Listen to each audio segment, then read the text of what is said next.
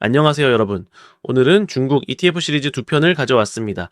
지난 시간에는 국내 상장된 중국 주식 관련 ETF 중에서 대형주 카테고리 ETF들을 살펴봤었는데요. 근데 오늘은 좀 다릅니다. 우리나라의 코스닥 같은 느낌이죠. 중국의 중소형주, 혁신 기술주들에 투자하는 ETF들을 볼 거예요. 그리고 테마별 ETF들까지 보겠습니다. 여기서 잠깐 깜짝 놀랄 만한 이야기 하나 해드릴게요.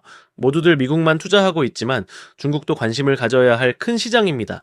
타이거 차이나 과창판 스타워십 ETF가 지난 1년 동안 몇 퍼센트 수익률을 냈는지 아세요? 무려 36.7%입니다. 근데 이게 좋은 건지 나쁜 건지 다른 ETF들과 비교해서 어떤지 궁금하시죠? 지난번 영상과 이번 영상을 보시면 중국 ETF에 대해 전부 알게 될 거예요.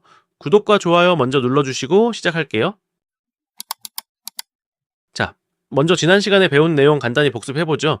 자, 중국 본토의 대형주는 CSI 300 지수에 투자하는 게 가장 대표적이라고 했었죠.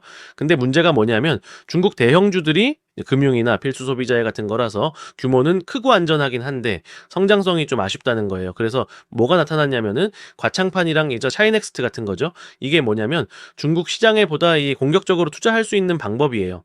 과창판과 차이넥스트의 지금 모습은 우리나라 코스닥 같은 느낌이에요. 그런데 진짜 궁금한 게 이 친구들이 제2의 나스닥이 될 수 있을까요? 오늘 그 답을 찾아보죠. 네.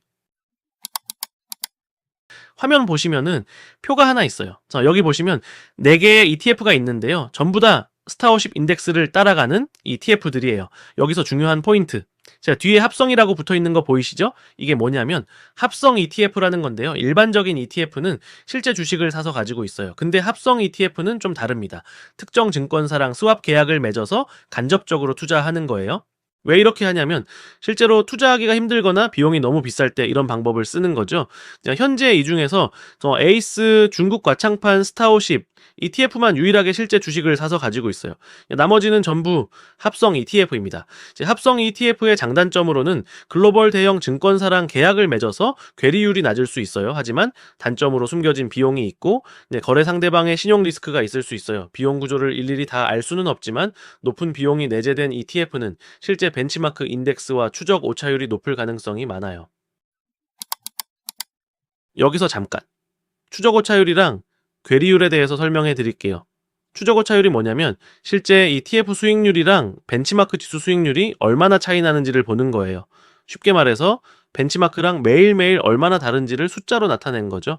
이 데이터는 어디서 볼 수 있냐면 KRX 정보 데이터 시스템이라는 사이트에 가시면 확인할 수 있어요. 여기가 가장 정확한 데이터를 제공해요.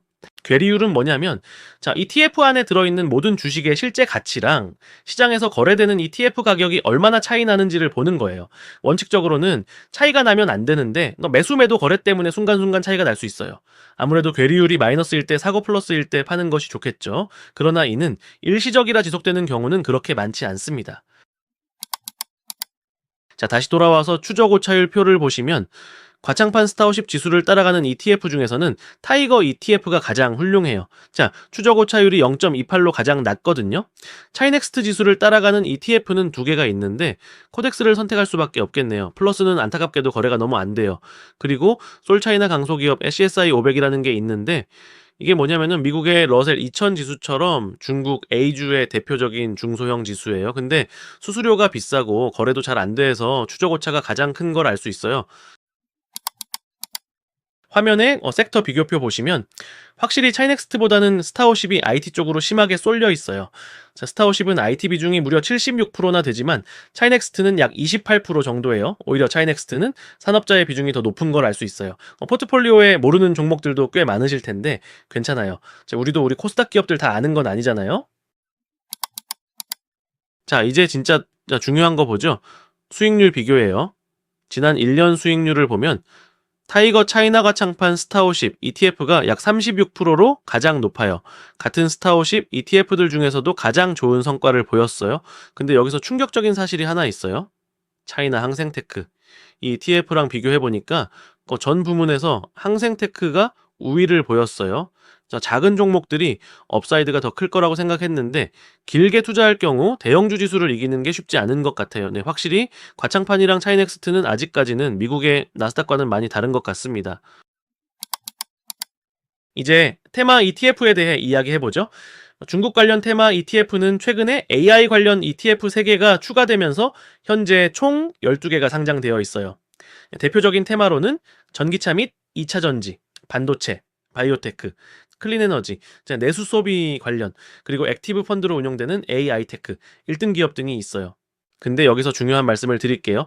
테마 ETF들은 전반적으로 수수료가 높고 유행을 많이 타요. 그래서 포트폴리오에서 큰 비중으로 투자하는 건 권하지 않아요. 다만 장기적으로 특정 산업이나 섹터에 대해 확신이 있는 투자자에게는 적합할 수 있어요.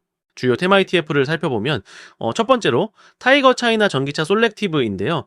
솔렉티브는 독일의 금융지수를 전문으로 제공하는 회사이고 이 회사에서 제공한 지수를 추종합니다. 이 ETF는 전기차 배터리 관련 파이프라인에 있는 28개의 기업들로 구성되어 있어요. 두 번째로 코덱스 차이나 2차 전지 MSCI는 완성차 제조보다는 주로 중국 배터리 소재 및 장비 등의 강점이 있는 기업들 중 스코어링을 통해 20개 종목을 선별하여 투자해요. 리튬 채굴부터 가공, 양극재, 전해야액, 음극자재 등 리튬이온 배터리 생산의 모든 프로세스에서 가장 우위에 있는 기업들을 보유할 수 있게 돼요. 세 번째로 타이거 차이나 반도체 팩셋은 반도체, 장비, 생산, 조립 등 반도체 공정에 연관된 중국계 기업 중 시가총액이 높은 종목들로 구성되어 있어요. 중국의 반도체 굴기를 그대로 투자에 연결할 수 있는 ETF예요.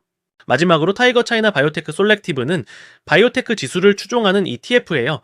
최근 들어 3S 바이오가 미국 빅파마와 라이센싱 계약을 하는 등 중국 바이오테크의 기술력이 재조명을 받고 있는데 이 ETF는 2020년 말에 설정되어 30개의 바이오 전문 기업들로 구성되어 있어요.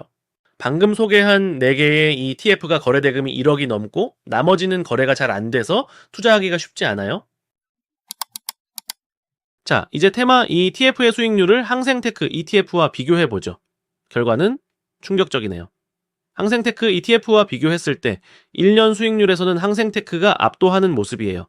3년 수익률에서도 마찬가지고요. 다른 테마형 ETF들도 별반 다르지 않아요. 항생테크 ETF를 이기는 건 정말 쉬운 일이 아니네요. 물론 테마형 ETF들은 그 테마가 맞아떨어지는 구간에서는 폭발적인 수익률이 나올 거예요. 근데 문제는 뭐냐면 대부분 인기를 얻은 다음에 ETF가 생겨난다라는 거예요. 그러니까 이미 고점에서 시작하는 경우가 많다는 거죠. 그리고 말 그대로 유행에 민감할 수밖에 없어요. 마지막으로 레버리지와 인버스 ETF 이야기 해보죠. 절대 주의하세요. 레버리지 ETF들을 보면은 수수료가 엄청 높아요. 그리고 이 수수료 외에도 레버리지를 위한 차입 비용이 별도로 들어가요. 더 큰 문제는 뭐냐면 일별 수익률로 레버리지를 하기 때문에 추세가 없는 박스권장에서는 가만히 있어도 수익률이 녹아요. 실제 사례를 볼게요. 항생테크의 경우 레버리지 ETF의 구간이 짧아 1년 수익률만 나오는데요. 이번 달과 올해 수익률은 상대적으로 높지만 1년 수익률은 별 차이 없는 걸 볼 수 있죠. 추가로 차이나 H, 레버리지의 경우 5년 수익률 반토막이고 10년 수익률 마이너스 80%가 넘어요. CSI 300 레버리지도 장기 수익률이 엄청 부진해요. 그래서 가급적 레버리지와 인버스, ETF는 추천하지 않아요. 정말 자신 있는 구간에서 아주 짧게만 하셔야 해요. 이번 시간에 알아본 중국 ETF를 통해서 알게 된 것들을 정리해보면 첫째, 중소형주 지수들이 장기적으로 대형주 지수를 이기기는 쉽지 않은 것 같아요. 과창판, 차이넥스트 모두 항생테크를 이기지 못했어요. 둘째, 테마주는 유행을 탐으로 고점에 출시하는 경향이 높아요. 그래서 장기 수익률이 안 좋은 이유인 것 같고 대부분의 테마주는 항생테크보다 성과가 아쉬웠어요. 셋째로, 레버리지, ETF는 길게 투자할 것이 못 돼요. 아주 특별한 경우가 아니면 가급적 하지 말아야 합니다. 10년 수익률 마이너스 80%라는 충격적인 결과를 봤잖아요. 투자에 있어서 무엇을 사야 하는가도 중요하지만 무엇을 사지 않아야 하는가도 그 못지않게 중요하다는 걸 다시 한번 깨닫게 되네요. 자, 이번 5월에 중국 투자 ETF가 3개 더 새로 나왔는데 기존 ETF들과 크게 다르지 않아서 따로 다루지는 않았어요. 오늘 영상이 도움이 되셨다면 구독과 좋아요 꼭 부탁드려요. 다음 시간에는 또 다른 흥미로운 투자 이야기로 찾아뵙겠습니다.